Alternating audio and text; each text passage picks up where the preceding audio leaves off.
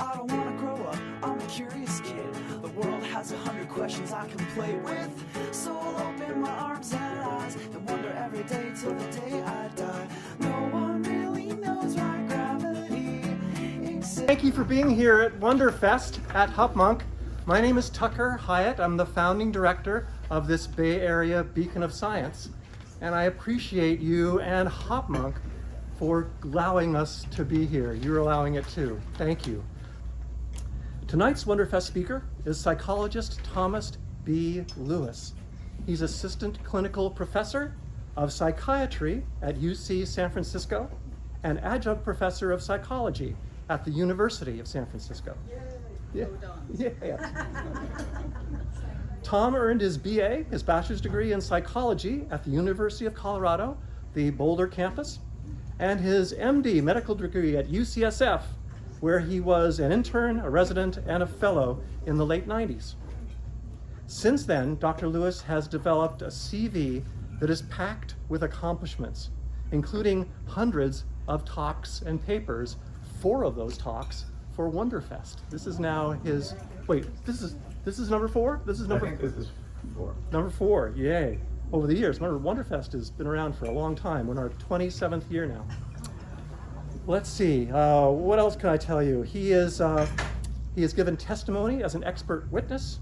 He's an inventor of a device to allow direct eye contact during video conferencing, because direct eye contact is important for love, no doubt. And he is co-author of perhaps the book with the best title I've ever heard. He's co-author of A General Theory of Love. It's gotta be good. The New York Times compared the General Theory of Love to works by, and I quote, the best popularizers of science, like Daniel Dennett and Steven Pinker. So we are in the presence of one of the best popularizers of science. Please welcome, to discuss the science of love, an expert on the tangling of heartstrings and brainwaves, Dr. Thomas Lewis. Thanks very much. It's great to be back with Wonderfest again. And let me just tell you why we're here. And I'll tell them by way of a story. So I used to commute from Marin to my office at UCSF. I don't do that anymore, but I used to do it. I used to drive down Geary Boulevard every day. And this story is true. Everything in the story, and probably actually happened to me, not to a friend, but it happened to me. I was driving down Geary, ordinary morning, and then I looked in the rearview mirror. Policeman hit his siren, hit his wailer, pulled me over. I pulled over on Geary. And the policeman comes up to me, and he says, roll down the window. He says, license and registration, please. So I give him my license and registration.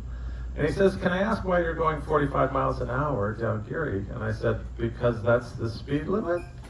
And he said, no, it isn't. The speed limit is 25. And I said, are you kidding? Because I've driven on this road every day for 25 years.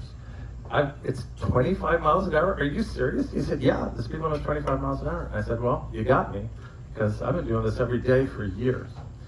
And he said, well, you know, I got a boss like you got a boss. He didn't know I don't have a boss, but he said, I got a boss like you got a boss. My boss said, you got to go out today and give tickets to some of these speeders because local businesses are complaining on Geary. So I said, no, that's what my boss says, so I got to give you a ticket. And I was like, all right, well, you got to do what you got to do. And he said, but what if this happened? What if we pretended, like when I asked you for your license and registration, you didn't have your registration with you? And I said, but I do. And he said, well, what if we pretended that you didn't? Then I could give you a ticket just for not having your registration, which is like a $20 thing. You just send in a form to City Hall. If I give you a speeding ticket for 20 miles over, you have to go to traffic school. It's going to be hundreds of dollars. So what if we just pretend like you didn't have your registration? I said, okay. And he said, now I just did you a favor, right? And I said, yes. And he said, so that means that you owe me a favor, right? And I said, I guess. And he said, okay, I think you owe me a favor. Here's what I want you to do. He said, on your way home from work today, driving the speed limit, I want you to stop off. I want you to go to a place. I want you to get some flowers and a card. And I want you to give them to somebody who means something to you in your life, somebody you love. And just tell them, you mean a lot to me. I love you. Here's this gift. Don't tell them anything about me. Don't tell them about this conversation. Just buy the flowers, card, do that, and then we'll be square. How would that be? And I said, okay, it's a deal. So that's what I did. He gave me the registration ticket. On the way home, I got flowers, card, did the thing. And I learned several things from this, but one of the things I learned is that, wisdom about love can come from some unexpected places, and we should always be open to it. But the other thing, of course, is that love has been around a long time, and so we think, do we need neuroscience to understand love? The answer is clearly no. So I don't think that policeman was an expert in the neuroscience of love, but the advice he gave me was very good. And it's arguably more practical than anything I will say tonight. So do we need neuroscience? Not really. Is it fun? Yes, it's a lot of fun. Do we need it? Not so much. People have been understanding love for a long time. So the kind of things I'm going to talk about love tonight are more about the how and the why, not necessarily the what to do, because the what to do is not that complicated and it's been known for a long time, as you'll see. So there's not too much news in the what to do department. Another project I've gotten involved in recently is this feature-length documentary film on longevity science, filmed largely here in Marin, which is coming out soon. It's called Forever Young. So when it comes out, you should check it out. And we'll have a little bit to say about how longevity science, what that has to do with love. So if we look at this very large study, extremely large, we'll see how large the study was in a little bit, but about what affects mortality. This measures the effect size of the thing. So air pollution, how much does that affect your mortality? Just a little bit. Whether or not you have hypertension has a little bit bigger effect. Your body weight, a little bit more effect. Exercise, whether you exercise or not, has a little bit of an effect. Whether you have heart disease and you exercise, bigger effect. Whether you got the flu vaccination, surprisingly enough, this has a stronger effect on your mortality than any of the things above it. Just getting the flu vaccine annually has a huge effect on your mortality. Drinking alcohol to excess, unfortunately, has a big effect on your mortality. Not tonight, but eventually. Smoking, if you have heart disease, big problem. Just smoking a pack per day, big problem, big effect on your mortality. But the thing that has the largest effect on your mortality in this study is the nature and quality of your social relationships. This has a larger effect on your mortality than any of the other things. But when you go to the doctor, you're always asked, do you exercise? Do you smoke? Do you drink? How's your cholesterol? You're always asked these kind of questions. You're never asked about the nature and quality of your relationships as if they don't exist, or as if this doesn't have any importance. But that's not true. In fact, it has a larger effect on your mortality than any of these other things. And tonight we'll be talking a little bit about exactly how does that happen. So how do relationships get under the skin and into your physiology and affect your body? So first we're going to start by talking about evolution a little bit, and then we're going to look at a couple different features of relationships. We're going to look at the synchronizing of various systems that occurs in relationships, both in terms of brain activity and also in terms of physiology. So we'll start out, I should say a lot of what I'm going to say tonight can be found in this book, which Tucker mentioned, The General Theory of Love. I did not originate the title, actually. I found out when you publish a book, they don't let you title it because the book company says we're experts at titling books and you're not. So the publisher, Random House, came up with this title. But a lot of what I'm going to say tonight can be found in this book, so if you find it interesting, you can find it there on Amazon. Left is hardback. It's no longer available, but you can still get the paperback on Amazon. All right, so let's start off and just look a little bit at evolution, where our brain came from. So if we go back in time about 300 million years, the Earth looked like this. So all of the continents were actually conglomerated into a single mega continent. And if we were to just zoom in on the oceans and just go into the ocean there, we would nevertheless find this animal in the oceans 300 million years ago. just like we could go into the ocean and find that animal today. So 300 million years ago, there were sharks just like this, just like there are today. It hasn't changed in 300 million years. We can still go in the ocean and find this. And it's a very durable design. There's basically teeth at one end, and it's a good design. Now, if we just let evolution go in a little time lapse, you can see how this kind of creature might evolve legs, and then might just turn into something like this, which would be an alligator, and then it could crawl out onto land, and then these would be the reptiles. So fish with teeth, grew legs, crawled onto land. Very similar design though, these are the reptiles. And some of these reptiles became extremely large.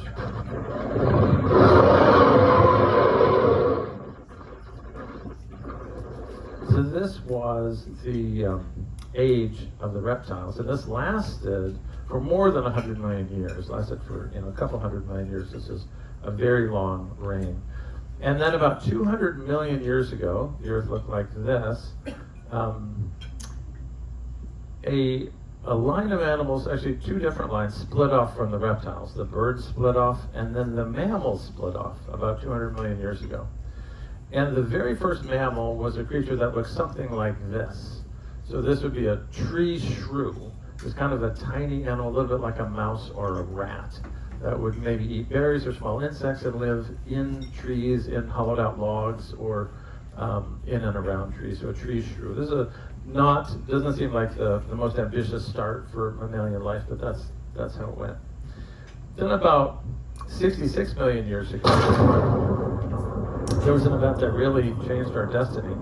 So a big asteroid hit the planet, and this was sort of a colossal explosion. And one of the main things was that as a result of this, just hundreds of millions of tons of rock was projected up into the air.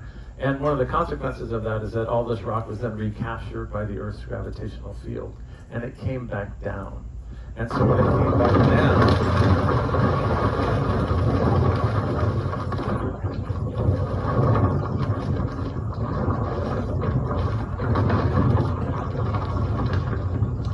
essentially firebombed the surface of the planet all over the entire Earth.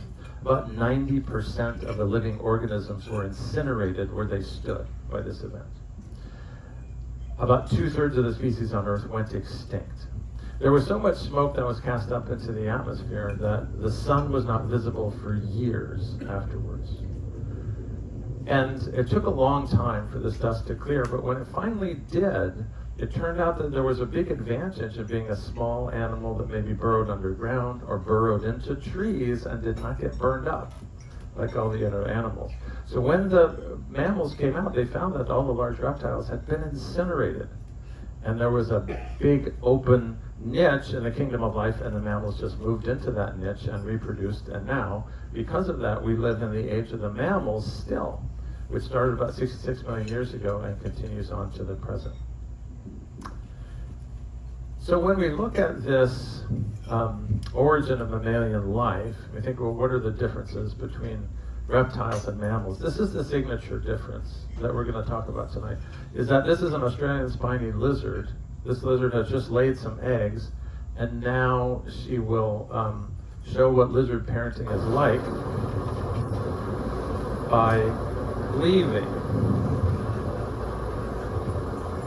So she's gone. That's what lizard parenting is like. So reptiles lay eggs that are tough and leathery and require no care, and so the parents can just leave, and they do. Mammals, on the other hand, give birth to live, helpless young that require elaborate care or they will not survive. And so they're just tiny little things. They need a lot of care. So mammalian young need to be sheltered from the cold, for instance, or they will die. They need to be protected from predators. They need to be fed. They need to be bathed. They need to be carried around all the place because they're not very mobile sometimes. There are different species have different methods for carrying the young around. So some species, the method works out better than others. But There needs to be some kind of method. You have to be prevented from going places they shouldn't go. There has to be communication almost constantly between the parent, usually the mother mammal, and the young mammals to find out what it is they need, because they need such a bewildering variety of things.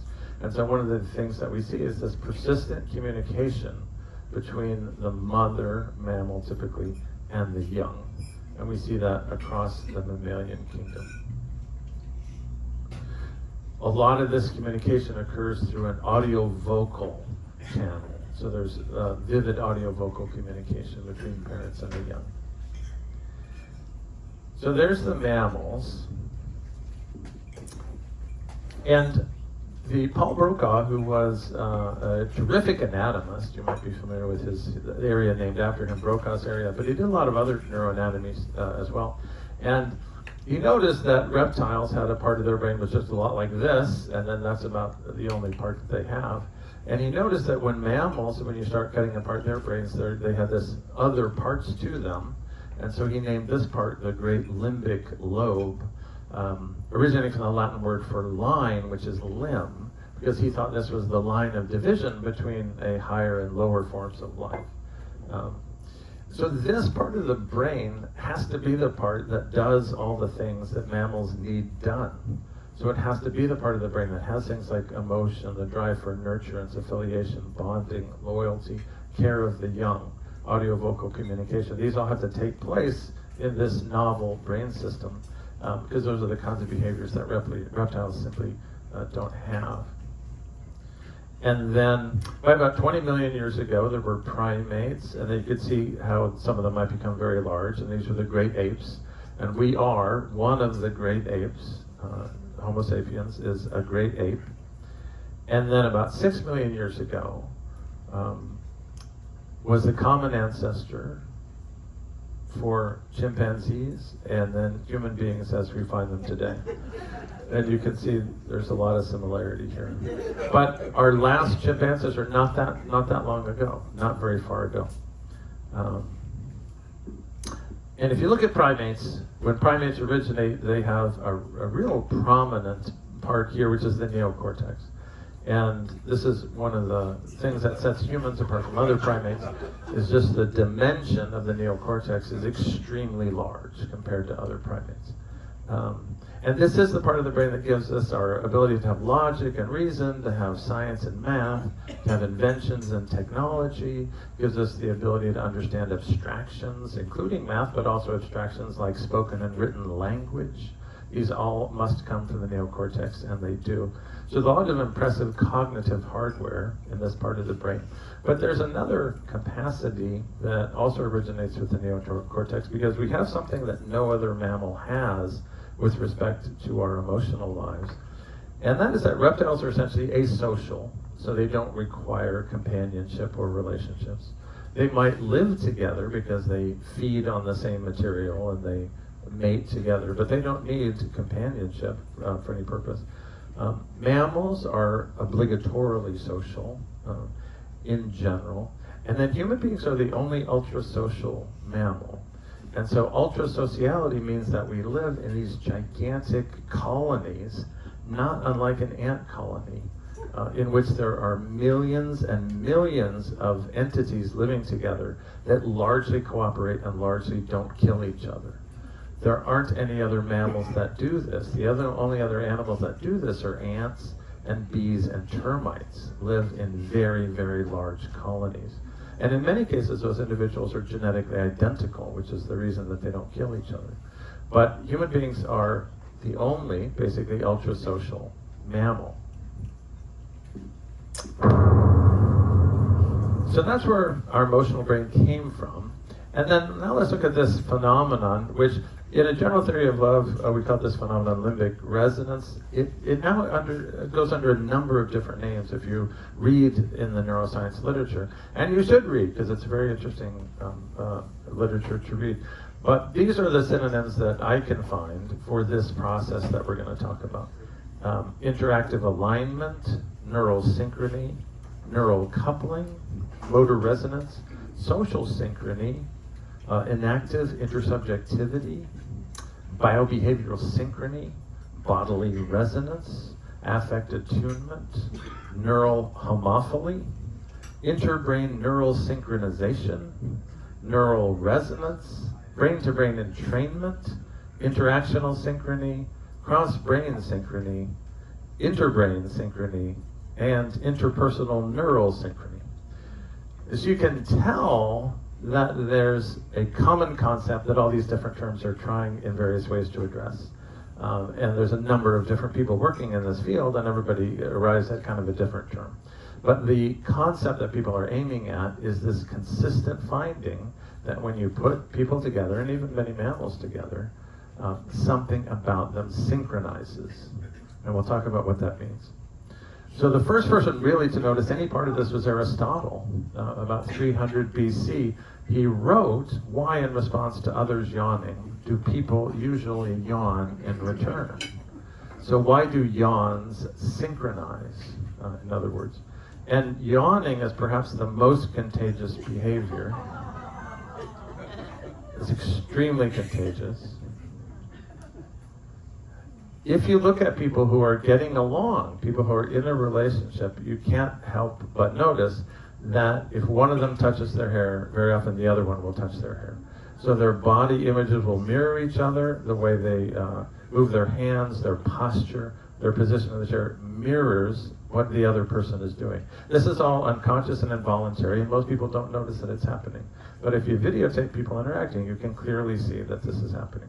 So behavior somehow synchronizes between people in a relationship, was the first observation.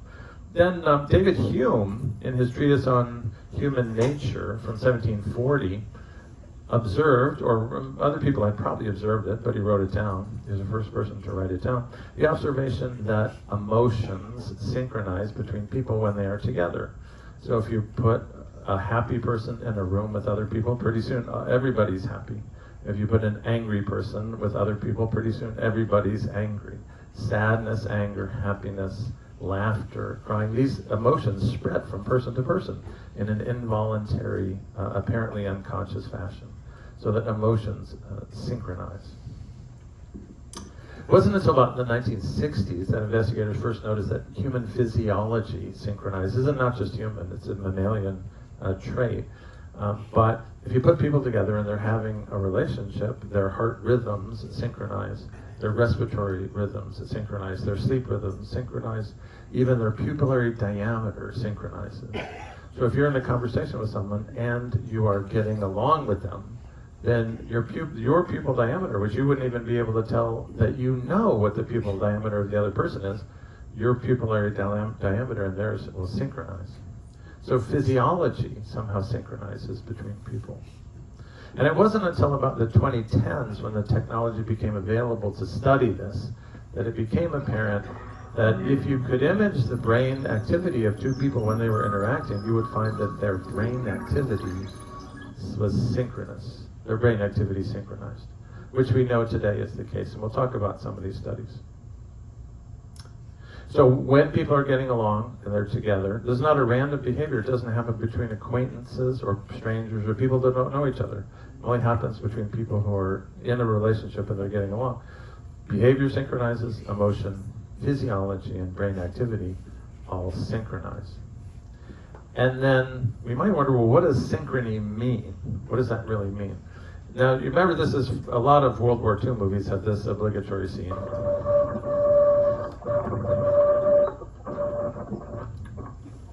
Chaps, let's synchronize watches. So let's synchronize watches, he said. So what does that mean if somebody's going to synchronize watches? What it means is that we could use the reading on one watch to predict what the reading on the other watch is. That's what it means. So if we can use one to predict the other, if we can use the activity of one to predict the activity of other, they are synchronized. So prediction, if we're able to use prediction, that is synchrony. And the surprising conclusion over the last 20 years of these imaging studies is that the experience of being on the same wavelength as another person is real. It's not a metaphor. It is a metaphor, but it's also real. And it's visible today in the activity of the brain. So let's look at some of these studies. This study looked at the flow of emotional information between people in a relationship. And so these are couples, there's a male and a female, and they made the female the sender of information. They made the male the perceiver. They're each in a functional imaging scanner. And the woman is told to remember something sad or something happy or something anxiety provoking. So they give her a variety of emotions to try to broadcast. And she tries to achieve that emotional state, and then the video of her countenance is sent to the man, who's then supposed to figure out what it is that she's feeling. And men are famously good at this, so experiment. But what we're really interested in is when that can happen, when the person actually can tell what the other emotion is, what's happening in their brain activity. And somewhat surprisingly to the authors, it turned out that they could observe synchrony in the brain activation when emotional information was flowing between the two people. So they say, we found that the level of neural activity within a distributed network of the perceiver's brain can be successfully predicted from the neural activity in the same network in the sender's brain. So if we can predict one from the other, that means they are synchronized. There's another study which had one person tell a story to another person, and then they measured the comprehension level of the person by testing them for their comprehension after the story was over. And both of their brain activities are being imaged. This is not actually the imaging technology that was used in this study, but it's graphically more interesting and it's easier to make the point. And I'll show you how this works. So the woman on the left is telling a story to the man on the right. Their brain activity is being recorded. His comprehension is being tested. If he understands her, what happens in terms of their brain activity? And again, it turns out that there are areas that are synchronized between the sender and receiver, the teller and the hearer of this story. Some of these are in areas like the superior temporal gyrus or the temporal parietal junction, which are active in trying to understand the social behavior of others by adopting their point of view. So it wouldn't necessarily be obvious to you, but your brain, one of the main ways it tries to understand what other people are doing or thinking is by trying to imagine what does the environment look like from that position in space. And so your brain's actually calculated what the room looks like from everybody else's position in space. So it would make sense maybe that some of those areas might be activated. But what was a little bit more surprising is that these areas, the medial prefrontal area and the precuneus, were also synchronized in these people. And what's surprising about that is that these areas are part of the default, what's called the default mode network. It's called the default network because it's the network that's on by default. So if you're just in the scanner and you're not doing a task, you're not adding numbers, you're not memorizing a speech, you're just in the scanner thinking about nothing, which presumably represents you. Like if we take tasks away, what should be left is more or less you, yourself. These areas were actually synchronized in these people, the default mode network, which is very, very interesting. And in another twist, they actually arranged for the people not to understand each other. So they noticed this coupling vanishes when participants fail to communicate. The way they made them fail to communicate was simply by having a person tell a story in Russian to someone who doesn't speak Russian. So there's no understanding. They're both hearing the same thing. They're both hearing the same stimulus. Because you might think, well, maybe there's synchrony in the brain networks because they're both exposed to the same sensory stimulus. They're both hearing the same thing. They're both sitting in the same room.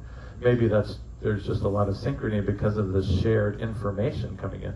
It turns out, no, their coupling vanishes when the person can't understand the story. Now this is where it gets ratcheted up to a whole nother level, where these investigators noted, on average, the listener's brain activity mirrors the speaker's activity with a delay, so that makes sense. But we also find areas that exhibit predictive anticipatory responses. The greater the anticipatory speaker-listener coupling, the greater the understanding. So when you're sitting with someone listening to a story, your brain is not just listening to the story and absorbing it, you're actually trying to predict what they're going to say next. You're trying to predict where is the story going. the better you are at predicting what is going on with the story, where they're going, where their sentence is going, where their story is going, the better you understand what the person is trying to say. So this ability to predict, to launch a predictive model of the other person, not just a mirroring model, but you're a little bit ahead of that person, is actually even a better marker of understanding than mere synchrony. So this predictive modeling turns out to be important. So if we look at this here, we can see right now they're having mirrored brain activity, but then the listener, say, might develop some activity which then later the speaker develops. That would be predictive or anticipatory activity, and that would mean that they are very tuned into one another. So it's as if your brain has a crystal ball in it that's trying to predict things. And one of the things that's most interested in predicting is the state of another person's brain. So that's a lot of what happens when people are in relationships. Their brain is trying to predict where is this other brain going? Where is its network activity going? What's it gonna be doing in a minute or two? And so we can imagine here, say if we have, say, person blue and person green, and person blue has a blue brain, person green has a green brain, they're each trying to model what the other brain is doing. So say person blue will try to model what person green is doing, same person green is trying to model what person blue is doing. What happens is that models leak into you. So when you model another person's brain activity, some of that leaks into you. So here, these are professional soccer players who have now become soccer coaches. And they're watching a soccer game in which a particular soccer player is about to head the ball into the goal. But watch their behavior. So they run a predictive model of what they think the soccer player should do, and then it leaks into their own behavior. So when you go to model someone else, that model leaks into you. And this is what happens when people are in a relationship. Say that person blue runs a green model, and person green runs a blue model, but the models leak into each other. So the person blue becomes a little more green from running a green model. Person green becomes a little more blue from running a blue model. And from these successive steps of prediction and adaptation, prediction and leaking and adaptation, they end up converging on the same pattern of brain activity. So their models successfully leak into one another so much that they are in fact the same model. And this is what it means to have synchrony. So when the models converge, then this is synchrony. And this has been observed in a number of studies. And as these authors note, the stronger the neural coupling, which is the word they're using in this study, between interlocutors, the better the understanding. We use the word understanding, but of course the brain doesn't need our words. We use understanding as a word, but what the brain means is neural synchrony, is what understanding is. And as the study notes, speaker-listener neural coupling underlies successful communication. Likewise, learning between teachers and students is the same process. The study actually did this. They actually wired up a teacher and students, and they actually used this imaging technology. These are near-infrared spectroscopy devices which allow people to wear a skull cap that monitors their brain activity. You could monitor any number of people at once and then have a supercomputer analyze the data for correlations. So they did monitor teachers and their students to see if neural synchrony had anything to do with comprehension. And it did. So brain-to-brain synchrony in the study predicted both immediate and delayed test performance. So the better the teacher can model the minds of the students and the better the students can model the minds of the teacher, the more synchrony they can achieve, the better the learning process is going on here. We call it learning, but the brain calls it brain-to-brain synchrony, is really the important thing to the brain. Friendship is another word that we use, and the thing that underlies friendship is this same thing, is neural synchrony. So this is a very interesting study that just looked at the baseline brain activity of 3 groups of people in a social network. Friends, friends of friends, and friends of friends of friends. So there might be you, there might be your friends, those people's friends, and then those people's friends. And all of these people's brain activity would be measured to see how similar they are just at baseline. So this uses a heat map where the warmer the colors are, the more synchrony there is, the more similarity. So these are friends of friends of friends, not very synchronous, quite a cold heat map. These are friends of friends. The heat map starts to warm up. These are friends, and it's quite warm. So we call it friendship. The brain calls it whatever it calls it to mean neural synchrony. Neural synchrony is occurring between friends as a feature of friendship. Marital satisfaction is also correlated with the existence of neural synchrony. So this study just came out a couple years ago, neural synchronization predicts marital satisfaction. That makes a lot of sense that it would, and in fact it does. So what helps this process? The things that help this process are not going to be something new or that nobody's ever heard of, because that wouldn't make any sense, because people have been having relationships for a long time. It would be very surprising if nobody had figured out how to make this process better or faster. The things that help this process are music, dance, and story. And we'll look a little bit at each one. This study actually took a musician who was a violinist and hooked her up to one of these near-infrared spectrographic devices and hooked her audience up to the same device, and then measured the correlations in synchrony. And they discovered that music appreciation is in fact neural synchrony. These are the areas that achieve synchrony during this music performance. And we can see some of the hot spots here. Again, this posterior temporal area, which is very active in adopting a point of view. We see somatosensory cortex, which would be modeling of the hand and finger movements. And we see some inferior frontal areas here, which are very active in computing social intention. But music synchronizes brain waves across listeners with strong effects. Why does this happen? So why does music work as a synchronizer? We think music is partly rhythm. So I don't know if you can hear it. There's a little rhythm there. The other part of music is pitch or tone.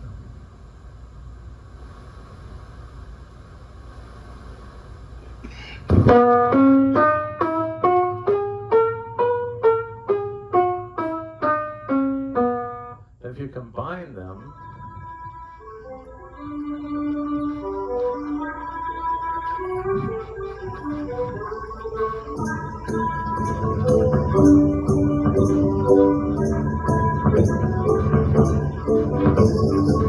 so this is very predictable behavior.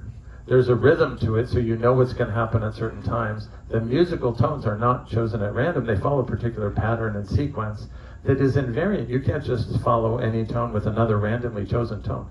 This makes the stimulus pattern highly predictable because of the increased regularities in it. Musical behavior is much more predictable than a regular person's average behavior. So predictability, music increases predictability, and predictability, we know, leads to synchrony. Similar with synchronized motion. So it can be this kind of motion. You can see, well, people are going to dance and they're going to touch each other. Maybe that would cause some neural synchronization. But it doesn't have to be that way. So the motions don't have to be identical either. So we can see here in these dancers, there's a lot of mirrored motion, which is going to produce a lot of synchrony. There's some actions which are not mirrored, and there's some which are not mirrored precisely, but there's a rough mirroring. But probably the signature thing is that the people move when the other person moves. And one of the things that helps them do that is the music. So even if you're unable to move like the other person, if you at least move in tune, in time with the music, then you are also moving with the other person, because the other person is moving in time with the music. So again, this simultaneous motor movement increases predictability a lot. So every study that's looked at this found that synchronized motion of almost any sort increases neural synchrony. Story increases neurosynchrony a lot, and I was very surprised at the results of this study when it first came out. It took me a long time to understand why this was true. But I'll show you this. In this study, all they did was show people a movie, and they happened to show them the good, the bad, and the ugly, the old Clint Eastwood Western. And then they just looked at what percentage of their brain activity is synchronized at baseline, and then while they're watching this movie. And so at baseline, only a couple percent of their brain activity is synchronized. Everybody's sitting in a room, but that's not very similar. They're all watching the movie. The amount of their brain synchrony goes up to 30-35% of their brain activity is synchronized, which is just enormous. And if you look at heat maps here, you can see that a lot of the brain surface here is synchronized. So why is that? The authors of the study note, the results reveal a surprising tendency of individual brains to tick collectively when watching a movie.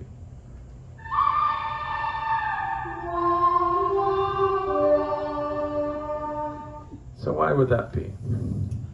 This phenomenon is actually so robust that it can be used as a substitute for marital therapy.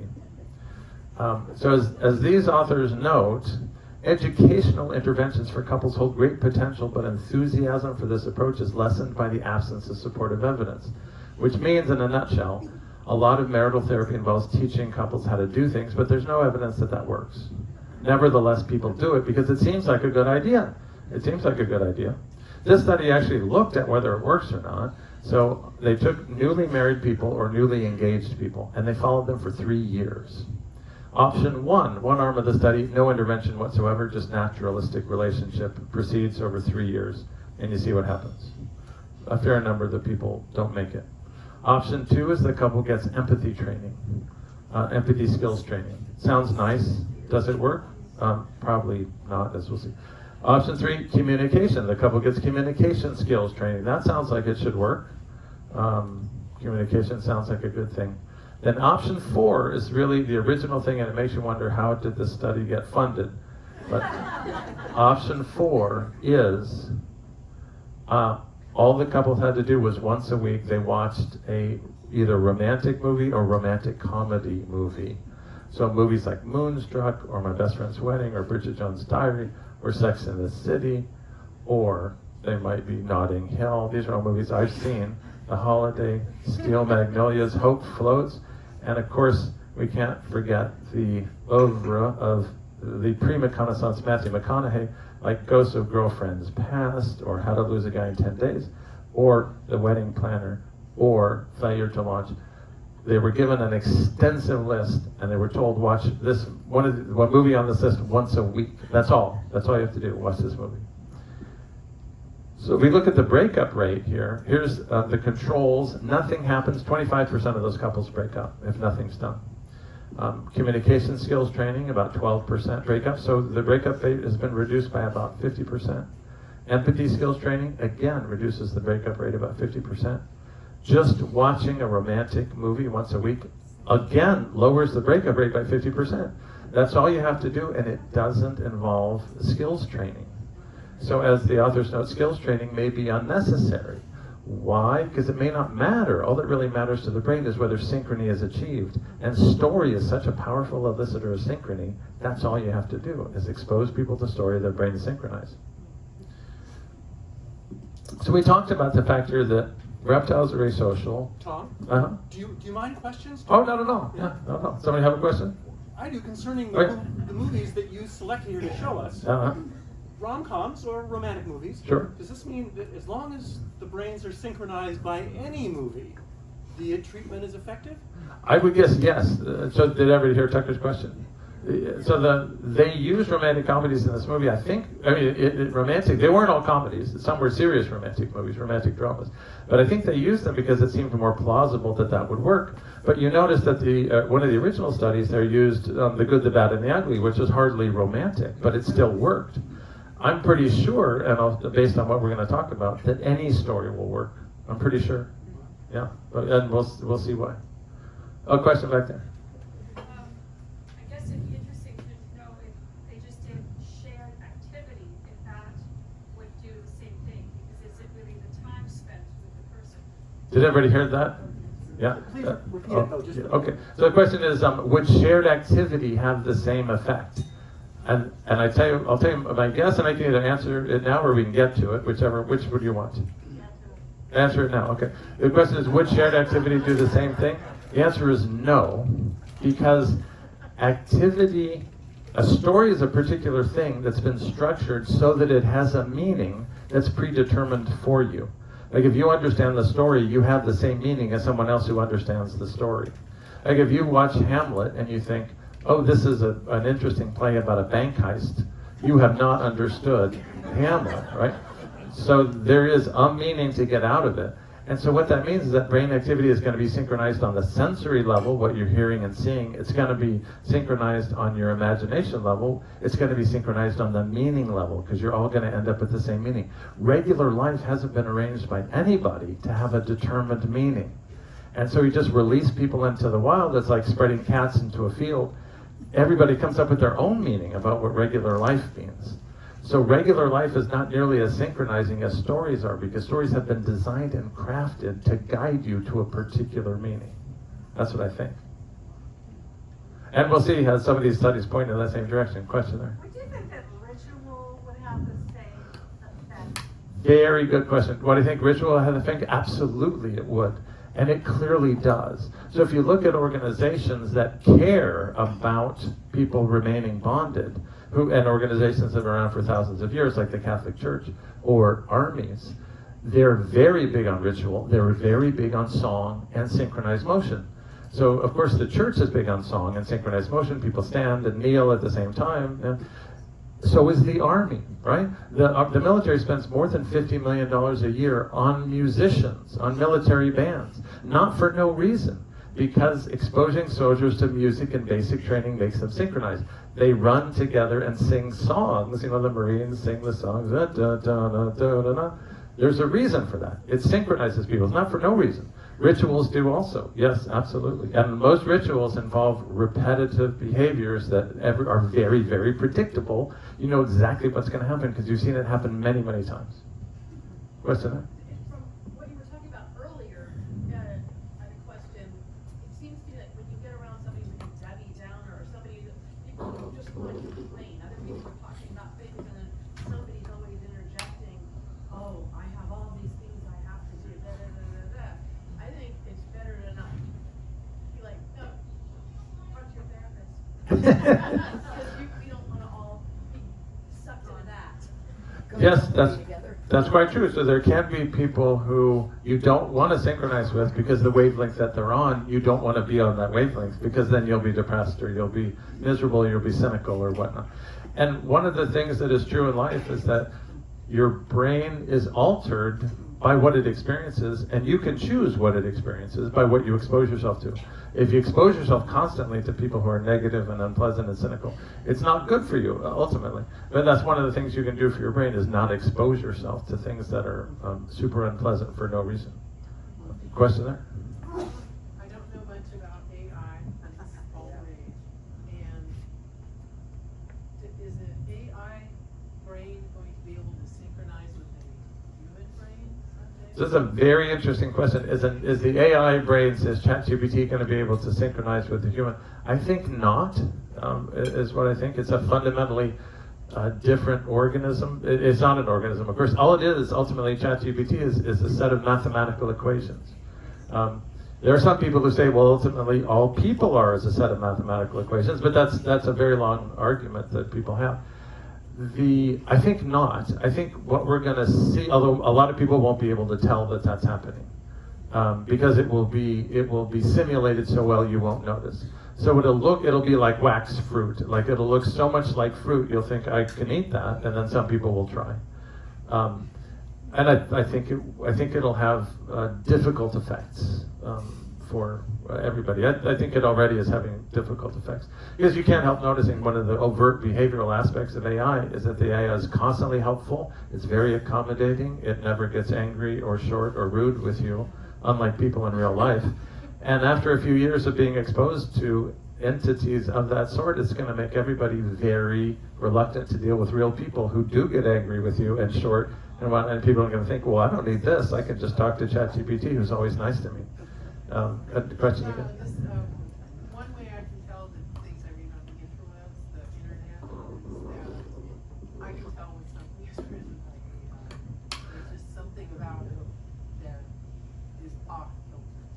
Yes, now you can tell. So the observation, a lot of times you can tell if something's written by AI currently. A lot of times you can tell now. Soon, we probably won't be able to tell because it's going so fast. Probably soon. So let's keep going, and we'll see if some of these questions get answered by where we're heading, because it sounds like you're predictively anticipating some of where we're heading, which is good. So we know that reptiles are asocial, mammals are social, human beings are ultra-social. One of the things this means is that this synchronous process could happen not just between two people in a couple, but it could happen between a great number of people at once, right? So unlike other mammals, we have the capacity for group synchrony. And in fact, this is probably what people seek out in some of these settings, like religion, or like a sporting event, or like a large concert, or Burning Man, or other situations like this, where hundreds, maybe thousands of people have the potential to synchronize at once. Now, if we see how this works, we'll have to take just a brief detour to think about what language is. So language is words and rules that cause you to imagine something, which is a situation model. So if I say dog bites man, you imagine a situation in which the dog bites a man. It has to be rules and not just words, because man bites dog has the same words, but it's a different situation, right? So it's words and rules that tell you how to combine the words to make a situation model that you imagine something. And we've been anticipated by a question. What is story then? Story is often delivered in words, doesn't have to be, but it's a situation model that has a crafted meaning to it. And if we represent meaning just by this kind of amorphous, difficult to define shape here, a story has a situation model that means something. If I say I went to the grocery store and I bought milk and I came home, that is not a story, because there's no meaning associated with that. It's an event sequence, but it's not a story. If I'm Ernest Hemingway and I'm writing the shortest story ever written in 6 words, for sale, baby shoes, never used, there is a meaning associated with that. So that's a different destination. So a story is a stimulus that leads to a situation model that has a meaning. This study actually looked at what happens if you present stories in different languages. So they took Little Red Riding Hood and they had people read it in Chinese and English and in Farsi. And so this is what Little Red Riding Hood looks like in English, Chinese, and Farsi. The people are all having their brain activity imaged. They did it with 39 other stories besides Little Red Riding Hood. So there's Little Red Riding Hood, 39 other stories. And this is some of the brain activity results that you can see. The critical result out of this story is that experimenters could tell who was reading what story by the brain activity, regardless of the language in which it was written. So we were able to decode neural activity corresponding to the reading of particular stories, irrespective of the language being used to convey the story. So what that means is that the sensory level stimulus doesn't matter. It's the situation model and the meaning. And remarkably, they are represented universally across people who understand the story. It doesn't matter what the language is. So Little Red Riding Hood in Chinese, English, Chinese, or Farsi produces the same outcome in terms of the activation of brain areas that are relevant to situation models and meaning in particular. So it's easy to see where they differ, these stimulus. Obviously they differ on the immediate sensory level in terms of the language, but what they have in common is the situation model and the meaning. And that's what we're looking at when we look at the brain models. That's likely what we're looking at when we see the synchrony in a lot of the other story-related brain models as well. So this group took a story by J.D. Salinger, which is called Pretty Mouth and Green My Eyes. To understand this story, you have to understand that J.D. Salinger was kind of a hot ticket back in the day, and this was his girlfriend, who was Una O'Neill. And she wasn't any too bad herself, but they had a very torrid affair, and then, shockingly, Charlie Chaplin stole Una away from J.D. Salinger. And he wrote this story, Pretty Mouth and Green My Eyes, about a woman who's in an apartment with a man when another man calls, who's probably her husband or boyfriend. a lot of the stuff in the story is ambiguous. You can't really tell whether the man and the woman are having an affair in the apartment when the other man calls, or whether they're not. You don't really know. So these investigators took this story, the same story. They told one group of people, Arthur, the protagonist who calls, is paranoid that his girlfriend might be having an affair, which is not true. They told another group of people in the same study, as always, Joni, the woman in the first story, was flirting with everybody at the party. Because of this, the story would be understood by the two groups in different ways. So one group thought it was about paranoia, and another group thought it was about infidelity. And so they read the story, and their brains are imaged. And what happens is, these are images from that study. You can see that the paranoia group and the infidelity group are not the same activation. So what we can see here is that it's the same story, but giving it a different meaning means that there is no synchrony. So presumably what we're looking at in the synchrony studies is synchrony on the level of meaning, which is probably the most interesting thing. So these are the same events, but two different worlds based on people's interpretation of those events, which seems a lot like the country we're living in now. That there are the same events, but the country is living in two different worlds at the same time. Not because people dispute the events in particular, because they dispute the meaning of those events. And so as the authors note, thus people can gradually construct distinct micro-worlds in their brains by integrating idiosyncratic prior knowledge and beliefs with shared information about events. Story consensus turns out to be an oddly potent factor. So in this study, they took people, imaged their brains while they're reading a story. Then they all went into a room and discussed a story, and they were told, try to arrive at a consensus of the meaning, and then they were all imaged again to see if the discussion altered the level of synchrony that the people had. So just reading the same story made the amount of synchrony initially fairly significant between the people. After having the discussion, the degree of synchrony is far higher because they've arrived at some consensus about the meaning. And the remarkable thing in the study is that this effect persisted for stories that they had not discussed. So they then had people read more stories that they hadn't discussed and then measured their synchrony, and it was still of this markedly higher variety. So that having gotten together and discussed the story actually changed how synchronized the people were for future events that they had never discussed. So as the authors note in this true-to-life open-ended study design, one in which a group of people tried to make sense of a movie they just watched, consensus-building conversations strengthened the neural alignment of group members across a wide range of brain areas. The tight, ever-evolving coupling between your thoughts and my thoughts, corresponding to neural alignment across our brains, constitutes a mechanism for building group realities. So this neural synchrony thing, again, we call it building world realities. So the brain just calls it neural synchrony. If groups of people achieve group resonance or group synchrony, they build group realities, and those can segregate off from one another. As they note, in other words, through reciprocal and dynamical social interaction, other people's brains can shape your brain responses and at the same time be shaped by your brain's responses to generate a shared reality. Now let's just talk for a second about physiologic regulation. So it became evident eventually that relationships can regulate physiology, that heart rhythms, respiratory rhythms, a whole bunch of things synchronize.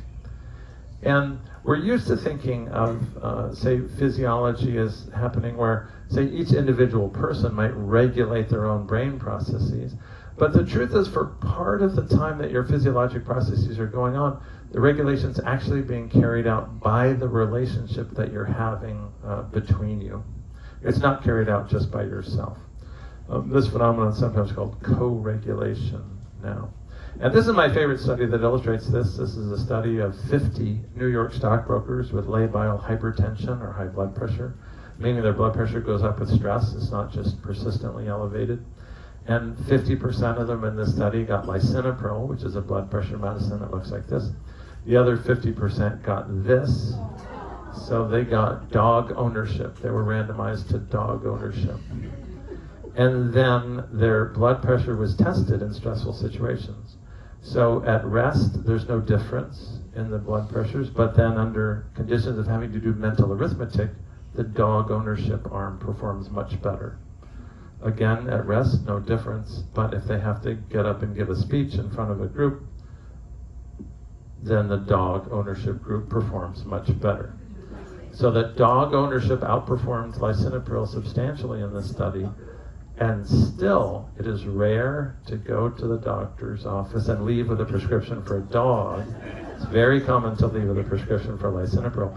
Not all dogs lower blood pressure. So you have to choose wisely. So what about people? Does this happen for people? It certainly does, and it's easy to give people dogs and take them away. It's not that easy with people, so this research is a little hard to do. But this study looked at what happens to you, any individual person, in the wake of the sudden loss of a spouse. And so this is your heart attack risk, so about 2,000 people in this study.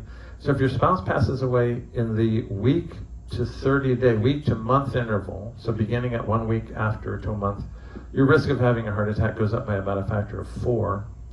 A little sooner to the event, 3 to 7 days, it goes up by about a factor of 6. Between 48 and 72 hours, again, it's up by a factor of 6.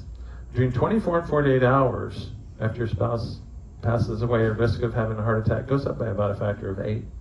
In the first 24 hours after your spouse passes away, your risk of having a heart attack goes up about 22-fold over its baseline rate.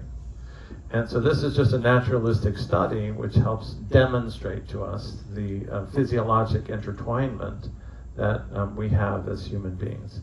And this is probably why we can see objectively that loneliness is not only a risk factor for depression and for suicide, which is understandable, but it's also an independent risk factor for heart disease, for stroke, for hypertension, for diabetes, for pneumonia, for dementia, for cancer progression, and for death. Which takes us back to that study that we opened with. Now you might think, and this is often advanced as a potential reason, that maybe people in relationships have better health behaviors because their wife drives them to the doctor, or their husband refills their medicine, or somebody reminds them to take their medicine. Maybe they have better health behaviors. It turns out that doesn't account for the differences here in this study. Looked at it in quite some detail. It said loneliness was associated with increased mortality risk over a 6-year period that neither health behaviors nor objective features of social relationships could explain. This research indicates that the effects of loneliness on mortality are not mediated by differences in health behaviors. And this is that study we opened with. This is how big it is. This is a meta-analysis of 148 papers, and there are 308,000 patients in that study.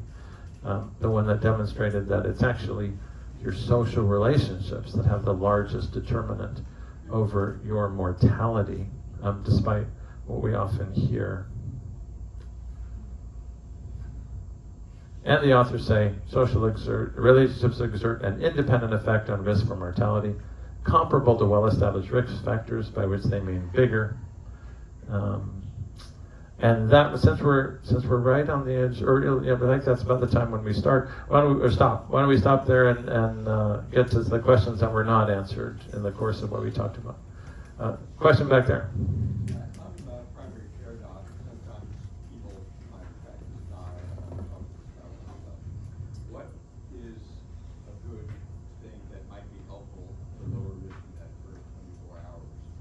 So this is an excellent question. So what might be a preventive? Yeah, it might be helpful in the 24 hours. One is saying that the person shouldn't be alone, which seems intuitive, but sometimes people do go home, and so it's good to see if someone can be with the person, someone can stay with the person.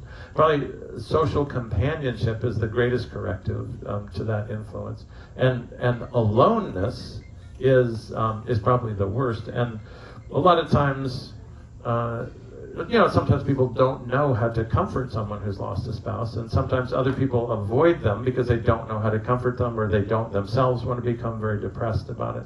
But that's probably the thing that would help the most, is not being alone. A question there? You've been talking about synchronicity of neural brain. What about asynchronicity? And what does that do, and how do you avoid asynchronicity, or what? Yeah, so this is an excellent question. The question is, what about asynchronicity? And we didn't look at any studies about this, but there have been studies done on this. And some of the studies are interesting in that the kind of things that are used to, in order to deliberately instill asynchrony are, for instance, there's say two people working on a project together, and one of them is a confederate of the experimenter, and they might try to disrupt the person by, every time the person suggests something, they suggest a reason why it won't work. Or in some other experiments, there's people who have been instructed, don't ever mirror the other person's behavior, no matter what they do. Try to have a still face. Don't make eye contact with them. You'll be emotionally unresponsive. A little bit of Zoom reproduces the same effect, right? There have been studies of Zoom, video conferencing, demonstrating that it's substantially more difficult to achieve emotional synchrony over Zoom. The results of some of those deliberate impairments in synchrony studies before demonstrate basically a decreased attention and a tremendous loss of productivity. That really bothers people. It interferes with their ability to get tasks done. It interferes with their ability to think. So that even if you're working on a project with someone and you think they're not that helpful, at least that would be neutral and you could just keep working on it yourself. But even that is not true. So if they're deliberately asynchronous with you, your own performance deteriorates because your brain keeps trying to achieve something in the interaction which is unachievable. There probably are people who have innately some difficulty achieving synchrony. They say people with depression, for instance, have difficulty achieving synchrony with people around them. They tend not to be responsive to mirroring behaviors. There's some other cases, like things on the autistic spectrum, where the people might have difficulty achieving synchrony, and the level of synchrony is clearly a lower percentage in studies of people in the autistic spectrum. So it's greeted by ordinary people as unpleasant, and they don't like it, and they want to break off the interaction. In a nutshell. Question there? Is the video conferencing condition, can that be mitigated, or has it been studied mitigated by watching a movie together, and maybe a fall on sort of the synchrony you observed in watching movies and stuff together, because people have to be physically present? That would, yeah. So the question is what could mitigate Zoom fatigue, and that's a really good idea, that the people could watch a movie together. You know, I gave some talks down at Google on empathy, and they were interested in empathy because they have a problem, which is that I hire a lot of people out of college. A lot of them are pretty tech-heavy programmers, and they're not known for being super relationship skill savvy. And so they wanted to know, how do we make these people work together? Because they're used to working just on their own, and we need them to work as a team. And I told them the truth, but they thought it was preposterous, but I told them the truth. If you want these people to work together, you have to get them to move in synchrony and to sing together. Like you need to use music and synchronous motion if you really want them to do that. That's what the Catholic Church does. That's what the Marines do. That would work if you wanted to do it. They didn't want to do it that way, though. But I think what you're describing is a good idea. I think there are a lot of things that could help. You know, because as a practicing psychiatrist, I see some people over Zoom. It's always worse than seeing them in real life. Some people don't want to because they want to see me in person because they can tell it's different. Some people can't tell that much. But I think it does matter if you can make the lighting better and the sound better, because you know, having Zoom with like hundreds of people, you can tell in some cases just terrible. Like the lighting is awful. And I always tell people, the Zoom will be much better if you just hardwire yourself into the network. Don't rely on Wi-Fi. But everybody wants to rely on Wi-Fi. It doesn't work. Like if you just hardwire yourself into the network, that would be helpful. But I think that the story idea would be great. I think it's a really good idea. Just to real quick in particular, are there studies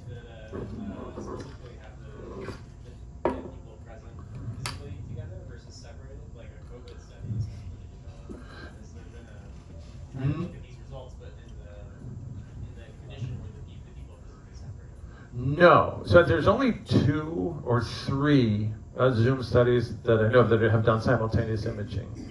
But it's an up and coming area, but it's really only beginning.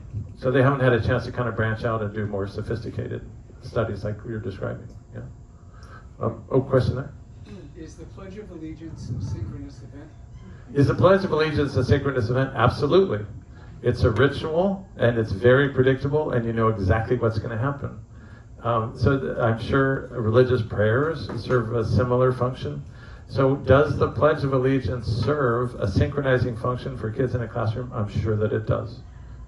It could be some other words, but as long as predictability is enhanced, that's basically what you need for this function, yes. A good question way in the back there with the beard and mustache. I use a lot of humor when I'm seeing patients, and I was wondering if humor, two things. One, does humor help build neural synchrony? Everybody really get it. And the second question is, does neural synchrony and limbic resonance, which you use in your book, have much to do with each other? So there's 2 questions there. One is, does humor help neural synchrony? The answer is yes, it does, as long as it works, as long as the person gets the joke, because then there's a shared meaning. Another advantage of humor is it often has an unexpected hair turn. So there's a little surprise element, like the humorous line is not what the person's expecting, and then they reinterpret it and achieve the meaning that you mean. And so the little surprise element injects a little dopamine into the system. So I think humor is actually a really good tool. The second question is, do neural synchrony and limbic resonance have anything to do with each other? I think they're basically the same thing, just 2 different words for different things. I think back when we were writing the book in 1999, nobody knew about these imaging experiments hadn't been done. And it was obvious that emotional things synchronized. That was very, very obvious. That was even before motor neurons had been discovered. We were writing that book before motor neurons had been discovered. So it wasn't obvious, a lot of these things weren't obvious. It certainly wasn't obvious to me that your whole brain is mostly an engine for running a predictive model of other people's brains. I had no idea that would turn out to be true. And I think the field as a whole is kind of at a loss as to what should we call this. And that's why there's so many different terms. But I think they're all basically describing the same thing. Question in the back there. So this was a fascinating lecture, but it is not at all what I was expecting in 2 respects. First, you were talking about relationships and friendships rather than what I call capital L love.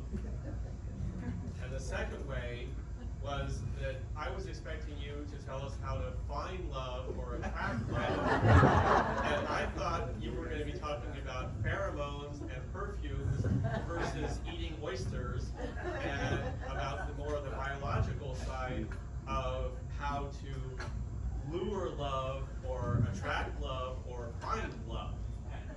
The observation is that this is not a talk about those things, which is absolutely true. It definitely isn't. So one of the things we didn't go over, just in the interest of time, is that there are basically 4 attractive forces that bring people together. One is sex, and that's very, very old. And pretty much most animals and plants on the planet have sex. Pine trees have sex. It's very, very old. The second is falling in love, which is a short-term state that's basically intended to impair your judgment long enough to achieve impregnation. I'm just telling you, that's what it is. So if you measure brain imaging of people who are in love, there's substantial increase in reward-related activity and substantial decrease in judgment. Social judgment is just turned way, way down. One can tell from being in love, that's exactly what it's like.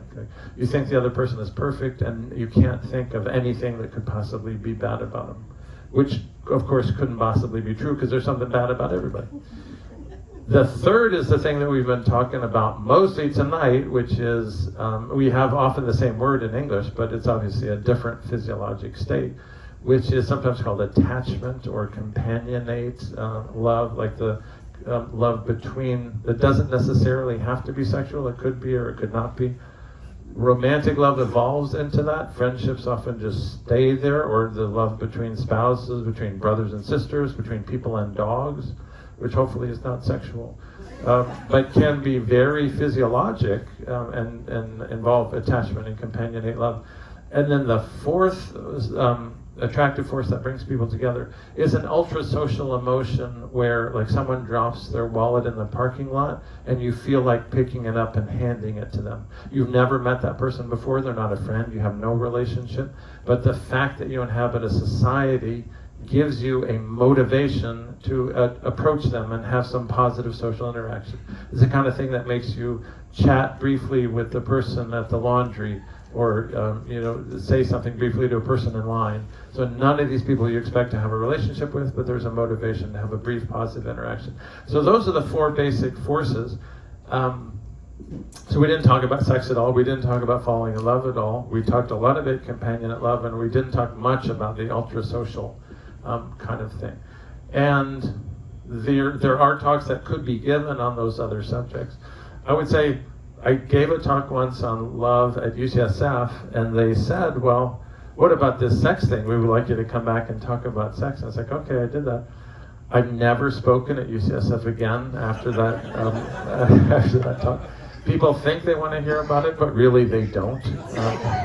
They don't, because sexuality is an ancient and ruthless mechanism, and nobody wants to hear about its ruthlessness. So probably we won't be doing that either, because then I won't be back to talk about Wonderfest forever. But we could have talks about those other things that we didn't get to.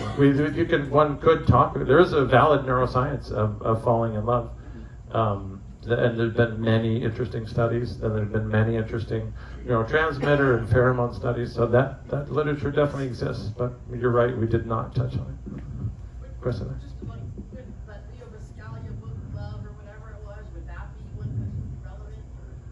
Well, the reason one major reason why we wrote this book, A General Theory of Love, is because as a practicing psychiatrist, people bring you books and say, is this good? And I would read it and I would be like, no, it isn't. And people kept bringing books like, no, that isn't good. And then we all thought, well, wouldn't it be nice if people really wanted to know how it works, and you would just tell them how it works, and it's not all nice, because all the news is not good. But there should be some place where people would just tell you, how does this thing work?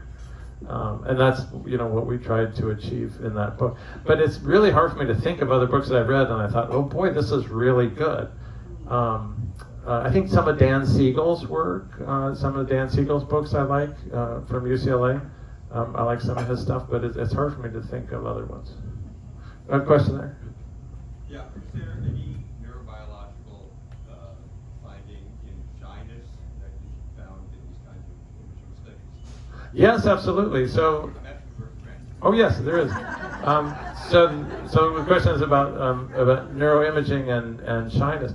So one of the interesting things about, so first of all, shyness is a highly genetic trait, so that infants are shy, and it persists as a trait. But one of the interesting things about people who are shy is that their social reward is turned down. So in other words, the average person gets a lot of reward activation, which translates into pleasure and enjoyment from social interaction. And in shy people, that's been turned way down for some reason. So the aversive, unpleasant qualities of social interaction are more available for them to sample. And one of the things, one of the difficult things about human nature is that the thing that's the most dangerous to us is predators. We used to be eaten by predators a lot. We used to starve to death, and we used to be killed by other people. And so a fair amount of your brain is oriented to think, how likely is this person to kill me in the near future? So there can be a lot of risk activity. And people who are shy, that's been turned up. And so the unpleasantness of social interaction is more available to them. And the reward has been turned down. So that in some, so if you ask people who are shy, here's an opportunity to do this and this with people, how much would you like to do that? And you just look at how reward activated their brain is. Their prediction of the reward that they're going to get is much lower. Question? You said that I think you said genetic, meaning it's passed on to parents. Yes, that's true, yes. But wouldn't early experiences have the possibility of changing the way the brain functions, so things can turn up or down a little bit?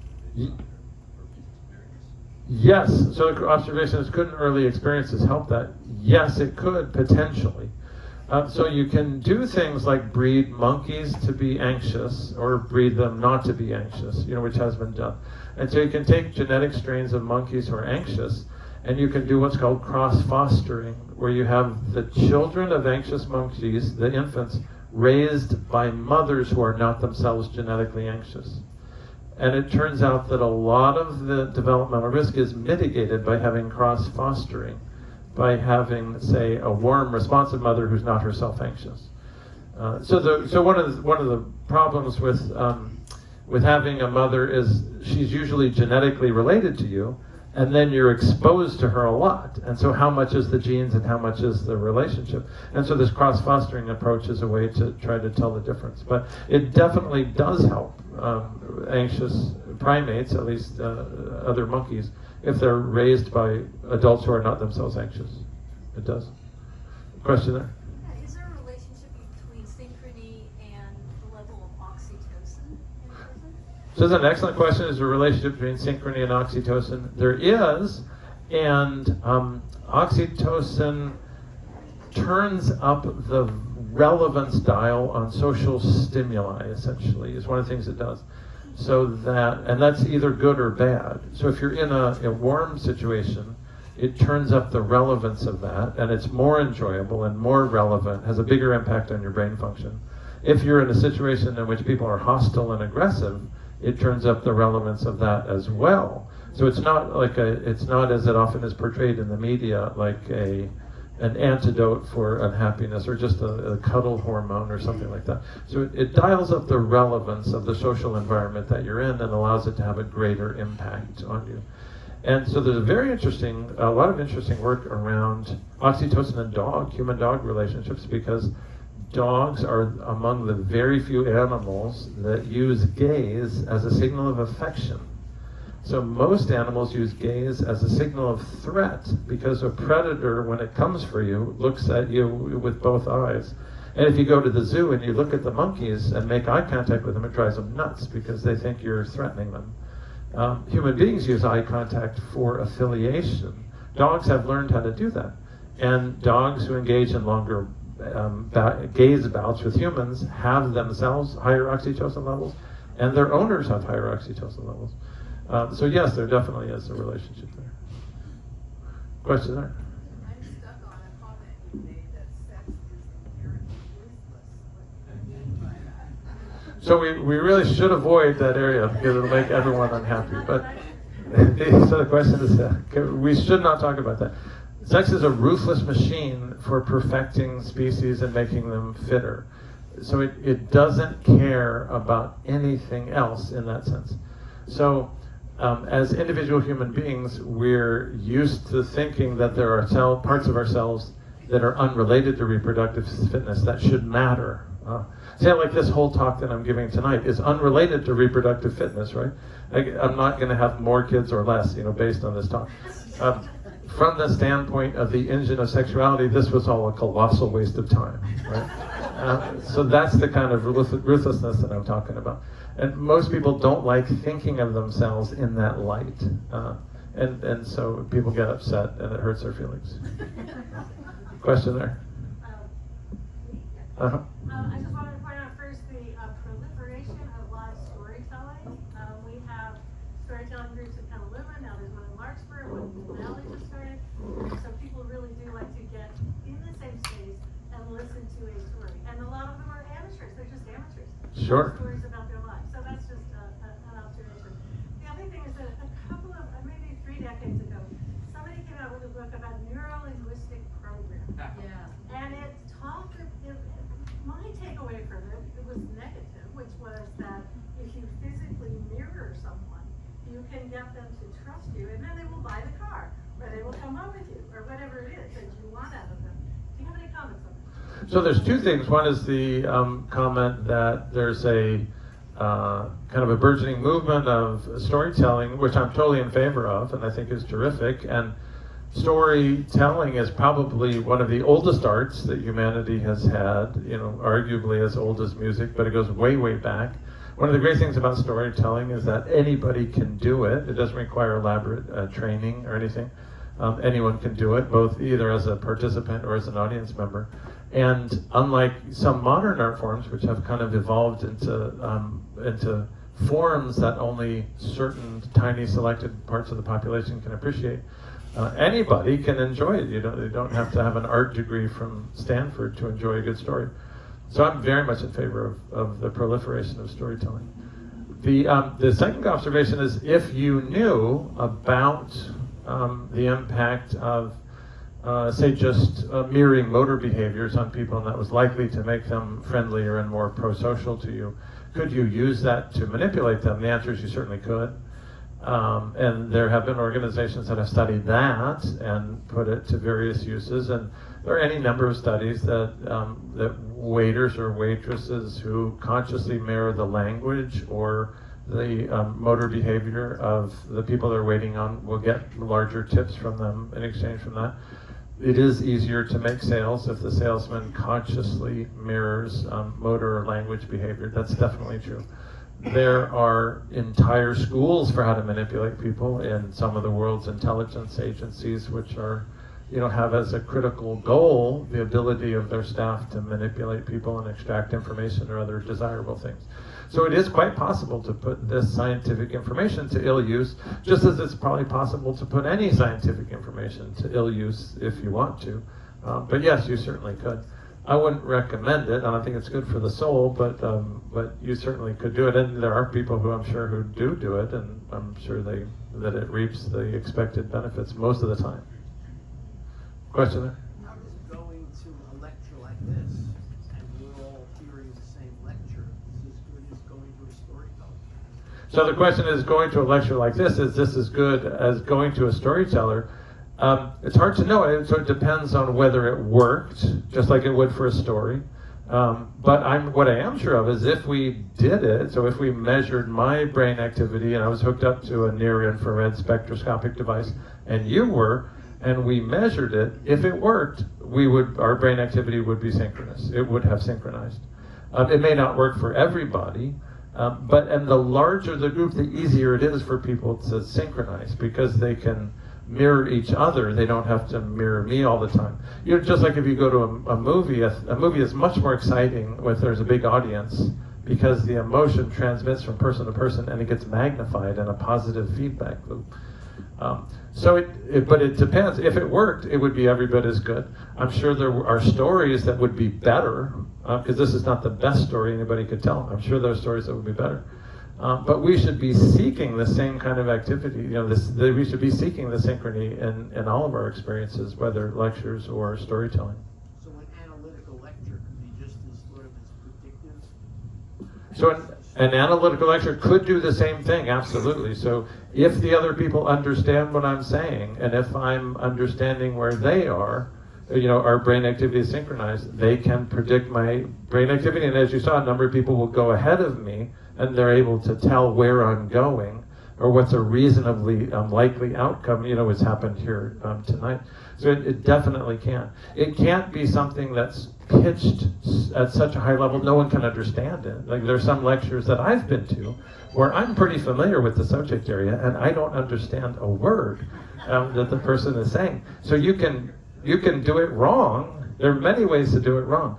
But it's also amazing to hear some very complex material. I've been to lectures that I thought I had no chance of understanding realistically about, quantum physics or something. But if the person is good, I feel like I do understand. Maybe not the whole thing, but I feel like I do understand quite a bit.